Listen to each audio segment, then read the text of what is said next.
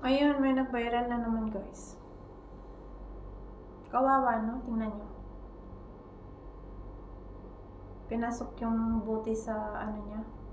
Tsaka yung bunganga niya. Siyempre sumisigaw. Kung ano-ano nilalagay nila. Ang masabi ko lang dyan, sa kapwa ako din OFW, mag-ingat kayo palagi. Huwag na huwag kayo magtitiwala sa ibang lahi.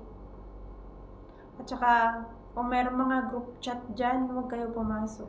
Kasi minsan yung iba hindi natin alam kung ano-ano na gagawin pagkatapos. At saka, huwag kayo basta-basta lumabas. Kasi yung iba, may mga day off, ganito ganyan, gusto makipag-usap. Hindi nyo alam kung ano gagawin sa inyo, kaya mas mabuting matulog na lang kayo. Yung day off nyo, ipahinga nyo na lang. Huwag na kayo lumabas para safe kayo. Kasi yung gala, makakagala naman kayo sa Pinas, huwag lang dito sa ibang bansa para safe kayo.